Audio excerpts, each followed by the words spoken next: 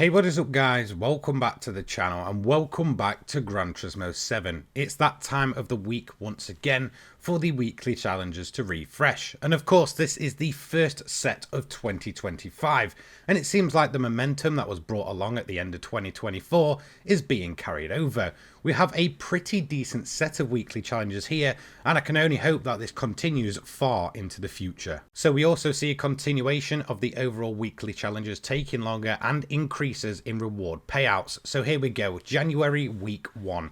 This will end on the 9th of January 2025 at midnight. In terms of the events, we have Brands Hatch Indy Circuit that will host the Sunday Cup Classic. We have Sardegna Road Track A hosting the European Clubman Cup 600. We have High Speed Ring Reverse hosting the American Clubman Cup 700, Nürburgring GP with the WTC900, and of course the new special event this week. This is Dragon Trail Seaside for the Super Formula cars.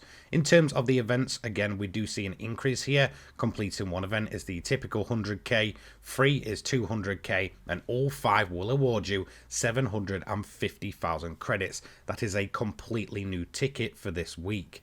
If we take the last 2 weeks into account, it seems the weekly challenges are really starting to hit their stride and definitely improving in both length and overall rewards. So let's get started then with event number 1 of 2025, the Sunday Cup Classic at Brands Hatch Indy Circuit. Of course, this series of events aims to take you through some of the game's slowest vehicles and most classic vehicles to go along with it. You'll see a lot of Beetles, Samba buses, Palaces, and of course Alfa Romeos in here. Now in terms of this event, it is super short and sweet. It's a typical sprint race and my car of choice would be the Mercedes-Benz 300 SL. So to begin with, the event is a typical 2-lap sprint. It is not going to take you really long at all. In terms of the AI, there are 7 of them, 8 cars in total on the track, and you will probably start making moves in this one very quickly. Now once again, I am running all of these events on the highest difficulty and trying to stay as in line with any PP recommendations or ratings as possible. Now in terms of this event, honestly, you shouldn't struggle whatsoever unless maybe you use something like a Fiat 500, in which case you will absolutely lose. But if you're using something around the PP recommendation, you'll probably find yourself making moves very quickly.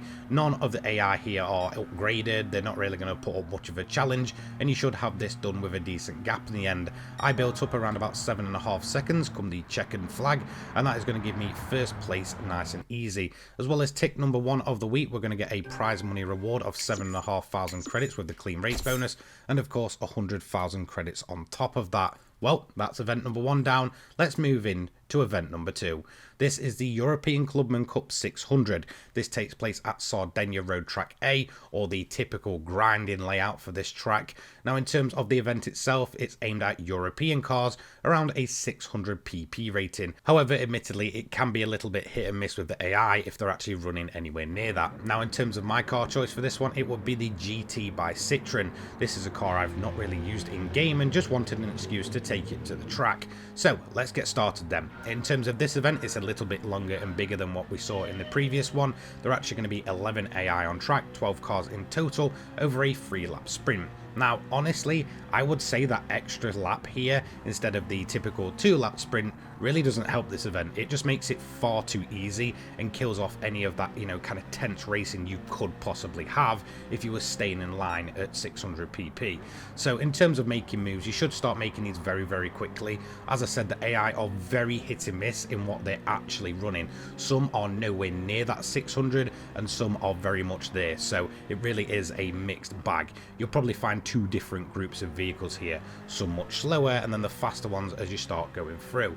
So in terms of the rest of the AI, we made short work of the Sirocco and M3 and then had a huge gap to the Mercedes AMG, which was way up ahead. Eventually we would have him in our sights and we would manage to get him under braking, and honestly if the event ended here, that would have been an incredibly tense race, really bringing it down to the last few corners. But unfortunately there was another lap on top of this and it does really kill that really tense racing that could have been a possibility. So I guess less is more with this one. After 3 laps we had a decent enough gap to take a pretty easy win. That is going to be tick number 2 of the week. Once again, the payout pretty low here, 37,500 credits with that clean race bonus, with around about 9.8 miles total over the 3-lap period. So on to event number 3. This is the American Clubman Cup 700 at high speed ring reverse. Now just note there is the possibility of wet weather at this event. It is very much randomized as it when and if it will come in. So it can be incredibly all over the place. Just err on the side of caution and use a set of road tires here, not racing tires. My car of choice would be the GAC Maverick, which can absolutely run wild at the high speed ring and basically is made for it. So getting into the event then, again, this is a very randomized event where it can almost throw you off guard as to how it's going to run. Again, I do recommend taking a set of sports tires here and not race tires. The worst thing is if you're stuck on those racing compound and it ends up raining, you're going to be absolutely just spinning all over the place. At least with sports you can handle the wet weather conditions. Now typically it won't be an absolutely huge downpour, however the wet conditions can make it tricky, and especially with something like the Maverick here, I'm hoping the rain comes later rather than sooner. Again, this is a very, very quick car in a straight line, of course taking advantage of the high speed rings, insane top speeds that you can get here. However, again, if it rains, we're going to be in a little bit of trouble, especially in comparison to some of the slower cars, which will then start working their way through. So just keep your eye out. You really know when the rain's coming, if it starts getting very grey, very dull out there. And of course, then there is a high chance of the rain starting to shift in. Now, in terms of making my moves, I wanted to get them out the way and done with very early, so I could start building up that lead, just in case we ended up really kind of struggling in those wet conditions if they did come in, and it will come in very, very quickly. So I got first place towards the end of lap 2, and at this point I started building up my lead. Now in the end the rain didn't come, thankfully, and after 5 laps I managed a over 12-second gap. So that's tick number 3 of the week. In terms of the payout, it isn't too bad here whatsoever. 97,500 credits, of course with that clean race bonus. My daily, I got a 6-star engine swap, and of course 200k on top of that for completing 3 of the 5 events. Alright then, so it's now time to get into the longer events of the week. Up first we have the WTC900 at the Nürburgring GP. This is a mixture of sort of Group 2 vehicles, some Group 3, or mainly the kind of Super GT cars, as well as some JGTC mixed in, tuned to 900 pp. My car of choice would be the 2016 Nissan GTR GT500. So a 420 car grid here, 10 laps ahead of us, and it is very much a sprint style longer race. It is all about speed here, so we're not going to worry too much about fuel saving. We're going to try and get the moves done as early as possible, and straight away we did manage to get them done until we tried to make a move for P18 and the car just snapped away for us, sending us into the gravel. Luckily we didn't get bogged down in it and actually spun back out on the track, so back down to P20 and losing a bunch of time there. However, thankfully we did manage to make those moves pretty rapidly from lap 2 onwards, taking the NSX and then of course a grouping of Lexus here, the SC430 finally, kind of giving way there for us to move up through the field, and as well getting his, I guess, teammate at that point. We then took over a couple of CLKs and continued our way up the field. So not too bad then. Going on to lap 3, some of the slower opposition there in the form of the Super. That car always seems to end up last and just drops back. So we did make short work of that one. We then had a McLaren GTR up in front of us. So we were definitely making the moves at this point. I decided to do a bit of fuel saving just to kind of stretch out our first stint. I want to go as long as possible. There is the chance where the AI can be a little bit randomized in when they pit. Sometimes it's really late, sometimes they stop twice, sometimes they don't. So I'm kind of erring on the side of caution. I chose to pit at the end of lap 6. So at this point I've got quite a bit of tyre wear. It is incredibly high here, so you'll probably notice them dropping off quite quickly. So in terms of my pit stop, it was a set of brand new fresh racing mediums and putting in just a little bit extra fuel past the notch. And I do recommend you guys doing that as well, as sometimes it can be quite off as to where it actually wants you to fill up, and you may end up running out of fuel at the end.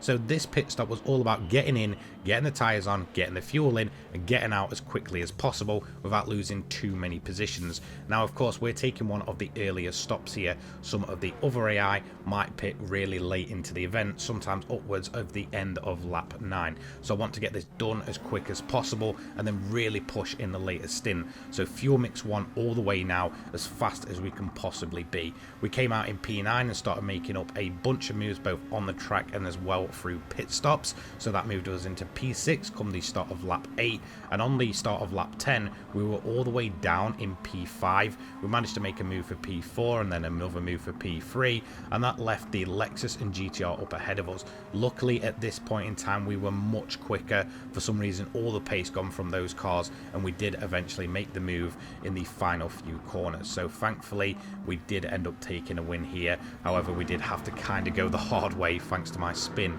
early on. So that's going to be tick number 4 for this event. In terms of the payout, it's not too bad. I didn't get the clean race bonus, 135k. Certainly not the worst, but definitely not the best. So let's move on then to the special event. This is a new one then, Dragon Trail Seaside with the super formulas. So we're also seeing special event additions to pre-existing events. Now in terms of the I guess finer details, it's 15 laps, 20 cars, 3 times fuel and tires, but you won't need to pit here. Your typical regulation cars are going to be the super formulas from 2023. Payout again pretty low at 200k for about, I'd say probably 20 minutes or so. We don't have damage, however we do have the shortcut penalties set to light. However, these settings make it an incredibly competitive race. My car of choice will be the Honda variant of the Super Formula 2023. Now in terms of strategy here, although it is a 15 lap race with tyres and fuel on, I recommend the only way to beat this is a set of racing mediums and don't pit. You also don't need to change your fuel mode. I recommend just running fuel mix 1 for the entirety of this event, as there really isn't much of a gap between the field. It may seem like a lot on the map, but it's around about kind of 20 seconds at most, and again it is just constant car after car after car. These cars are incredibly quick with both the overtake as well as the slipstream, that it is just consistent on-track action.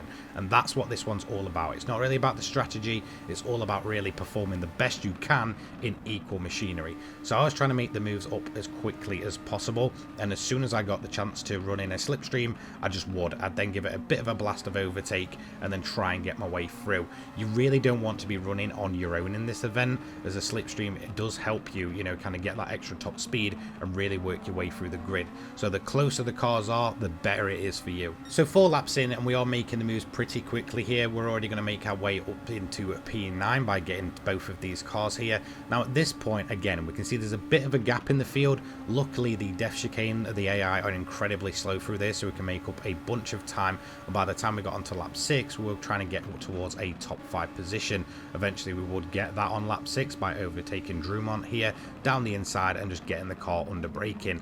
Now in terms of the rest of the field, this is where a big gap is going to be, and it does seem to be consistent that there is always a gap between about P5 and P4 onwards. It would take me until lap 10 to get into this group and get into that slipstream to be able to start making moves, and at this point I did manage to overtake 4th, 3rd and 2nd with relative ease. However, P1 was starting to break away, and although the gap doesn't seem very big, that is a pretty big margin to have to chase down. Luckily the def chicane helps us out here. If you can be quick through there, you are going to take a lot of time out the AI.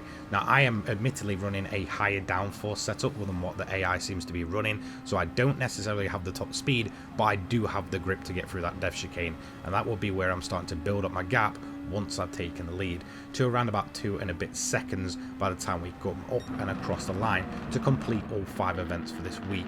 I actually really enjoyed that event overall. Now in terms of the payout, again it is pretty low, 200,000 credits without the clean race bonus, 300k at most. Now I did take part in this one on a different day, so I am going to get another daily reward here in the form of a 3-star unfortunately, but we're also going to get the 750k on top for completing all 5 events. So let's open them up then. Up first for our daily driving marathon of the first day, this was an engine swap ticket. Now in terms of the engine swaps, it's incredibly random. There is no obvious I guess at what engine you're going to get. They all look the same in terms of the picture. So I did get quite lucky with mine. I got the Z4 GT3 engine, which is very, very good for turning road cars into race cars. So I have 0 complaints there, especially for the sake of 26 miles. And of course, I do have my roulette ticket, which was a 3-star for today's driving marathon. So unfortunately, I wasn't able to get the event completed until this morning.